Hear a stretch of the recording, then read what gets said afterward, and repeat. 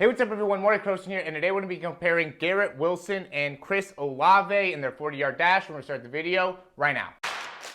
This is the newest edition of the Performance Lab. Reach your individual goals. You don't want to just talk about straight line speed. We also want to talk about your ability to be quick. We break down your video. Let's make you into the quarterback I know you can become. All right, so I thought this would be a fun video just because, Chris Olave and Garrett Wilson, they're both very similar heights. So, 5'11" and 3/4 inches for Garrett Wilson. And then Chris Olave, I want to say he's like 6'1". I don't know if they put his height on here. Online it says he's 6'1". And, and really, Garrett Wilson's pretty close to 6 foot. So they're a very similar overall. Garrett Wilson, in many people's opinion, is going to be one of the best receivers in the class. I didn't mean to delete that there because I got rid of some of those numbers, but, I still have it here. So it's going to be, and really Chris Olave is in the same boat. Both these receivers are studs, going to be two of the top receivers taken in the draft this year, and they both ran great times in their 40s. So, both sub 4.4, which is amazing that so many guys ran sub 4.4 in the, draft just for receivers. I want to say it was 8 guys that ran sub 4.4 as receivers, which is something that I don't think has been repeated for a while, if not ever. And I saw a thing too that said that the average time was like 4.43, which hasn't been repeated since like 2003. So it just shows the speed of the game is getting very, very fast. And we really got to make sure that you guys understand how to be able to run the 40 as fast as possible. And a lot of this information is going to help you understand how to get there. So we're going to start here with the initial reaction. This is going to be a little bit different, right? So, and I could probably even make this, I'm going to go with my original number. So 4.06 is going to be when I got to start for Garrett Wilson, and it's about that same time here when he came off 9.33 here. I know, I'm going to go 9.67. All right, for him, I'm going to go 9.67. Right, so I'm just trying to get that original action, right, so then we can really get a good understanding. And these numbers are going to be a little bit different. I might get a little bit of slack here, but they're actually different than what they actually ran. And that's just because I'm going off a video. I don't have a timer here or a laser timer here to be able to capture video. So I'm just going, based off of the reaction. I did do this already, so, I do have an idea where we're going to be at. 7.96 is where we're going to start here. And then for these guys, I just went and I did 1, 2, and again, such great starts. Let's go ahead and actually break down the start as well. Great technical understanding of what to do here. Driving that right arm back, driving that left arm forward and up, right? That really makes it so we get more horizontal. Landing on the toes, lands at 4.4, and is off, by 4.61. He spent that 0.17 on the ground, like we always talk about, 0.17. Okay, I'm just going to undo these so we can keep the top. Okay, and there we got 2, 3, 4, 5, 6, and really did a great job of picking up a lot of distance here, right? So you can see he's landing at 7 steps at like 11 yards. Okay, and I got that landing at 8.3 or 8.6. Yeah, so that's where I put down the landing, right? So he picked up 11 yards and we got 5.86.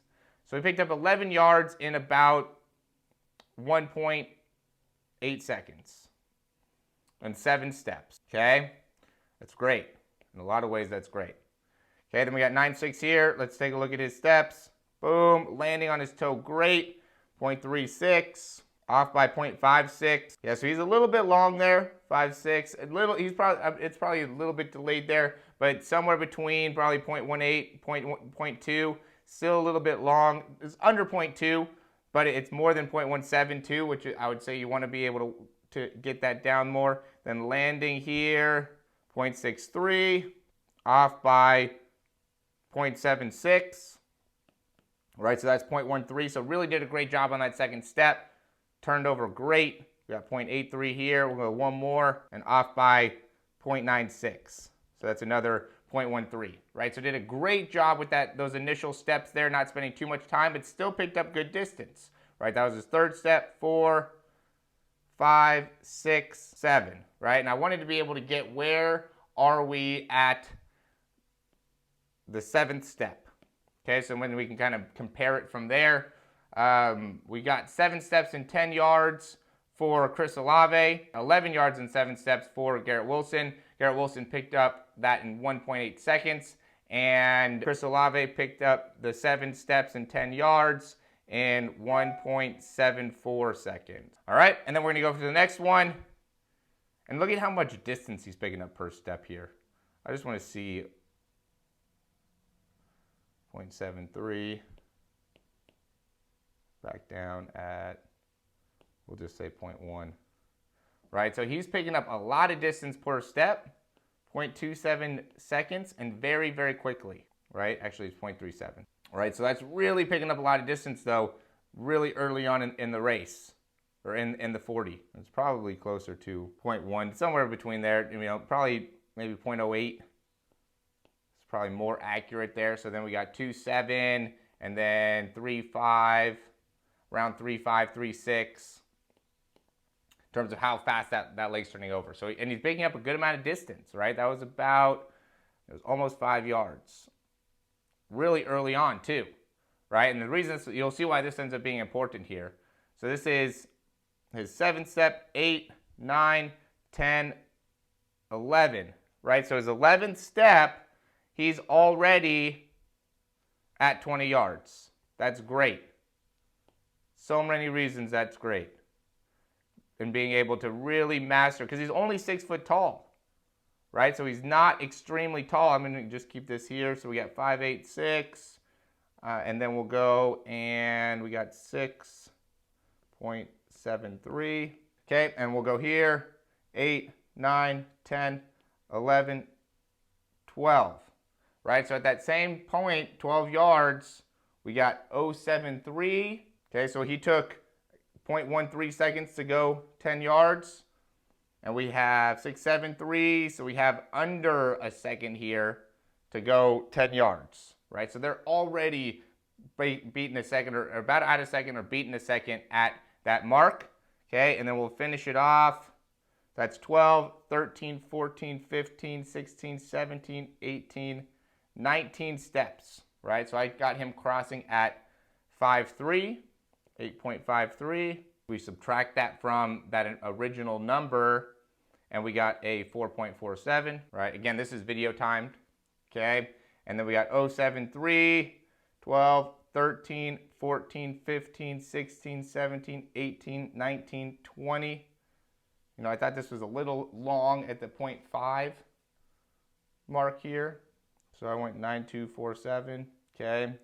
And then subtracting that by that original 9.6, and we get 6, so we get 4.51, right? So Chris Olave was a little bit slower, but what's impressive to me, right, is that Chris Olave was able to generate or get as much, because you can see here at the bottom where the number's at, there's 2 different numbers here, even though, you know, Garrett Wilson did a great job in the acceleration. I really think, you know, Garrett Wilson is obviously going to be a stud. I mean, he is a little bit shorter than Chris Olave, but covered 40 yards in 19 steps, right? We looked at Taekwon Thompson. He covered 6'3", and it took him 19.5 steps, right? And he covered 20 yards in 11 steps. That's just amazing. It's just unbelievable that he's able to do that. And then 20.5 steps for Olave, a little bit taller, right?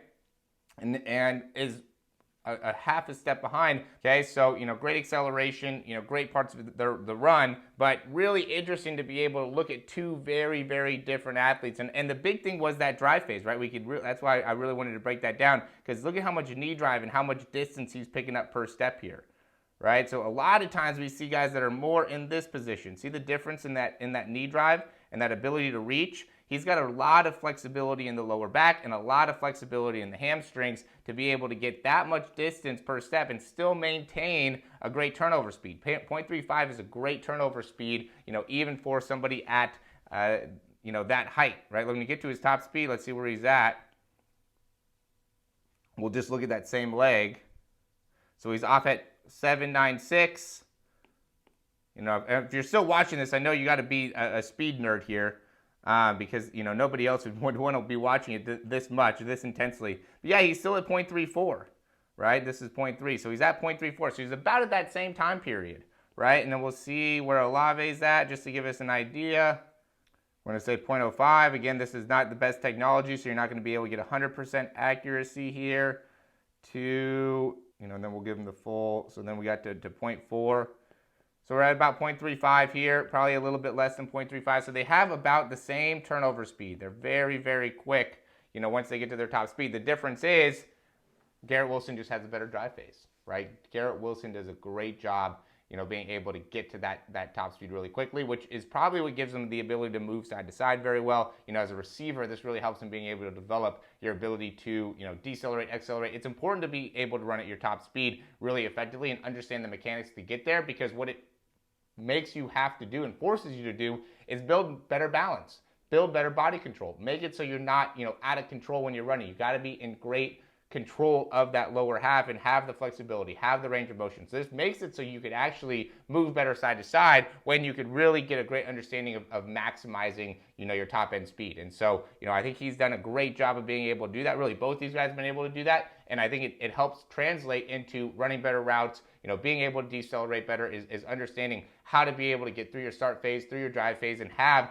that technical proficiency. Because once you can get that, it translates to really every sport. That's why I get into the speed stuff, is because to me, this translates everywhere. Like, you know, nobody else has the video broadcasting that NFL does to be able to give you guys the information that, you know, we're able to look at and see and utilize for teaching and helping you guys out. You know, we don't get this for soccer, we don't get this for baseball, but if we did, you know, we'd see a lot of the same, you know, technical understanding of, you know, how to start, how to go through your drive phase, how to get your top end speed, and really the maximization of those movement patterns is what's going to make it so you can run faster overall, whether it's the 40, the 60, the 100, you know, no matter what it is you're running, you have the same technical proficiency in order to get there. This isn't something that is, you know, only Garrett Wilson runs like this, and only, you know, Usain Bolt runs like this, and you know, whatever, Trayvon Bromell, like all these guys that are running elite times, they all have similar biomechanics in order to get there. There's certain things that are going to be repeatable. There's going to be some things that are not going to be, you know, as repeatable, but these are things, you know, certain parts with foot contact time, turnover time, position of the posture and the spine, position of the arm swing, and being able to maximize that. Those are things that we see time and time again, and that's why, you know, to me, getting a better technical understanding is going to be critical here. And that's what I really do with my training, is make it so you get technically sound and then apply the strength, the power, the range of motion, the stability on top of that. So then you're always building, you're always building. There's always more things to work on when it comes to top speed. You could always have better rhythm. You could always have better time. You could always be landing in a better position to be able to really, you know, maximize, and then do that in the start, in the drive, in the top end speed. And as you get better, things change. You got to be able to adapt. And as you grow and as your muscles change, as your body changes, you know, we want to be able to continue to optimize that. And that's really, you know, what we want to be focused on as athletes, is like, how do we get to the next level? And really understanding the technical side of it is going to make it so you get there. So hopefully you're able to stay with this. If you like the information, click that thumbs up, subscribe to the channel. If you have any questions, comments, or recommendations, let me know. I have a 40-yard program down below. We'll really help you out. And, you know, it might be a little bit expensive for, you know, what you might think, but the understanding that you're going to get and the commitment that you're going to get from me to help you get there is why it is what it is, right? It's the information that you're going to get. It's not, you know, about program. The program is something you could find, you know, really anywhere, a 40-yard program. What you're going to get from me in this program is a lot of technical understanding from me. Like, I'm going to actually be coaching you here. It's not something that's going to just be a plug and play everybody does. It's going to be a very, very personalized program. That's why in 4 weeks, you know, we want to be able to make a big improvement though. If you really want to commit to a big improvement, we got to work on the technique, and you got to commit to this program. All right? Let me know if you have any questions. As always, like, subscribe. Talk to you soon.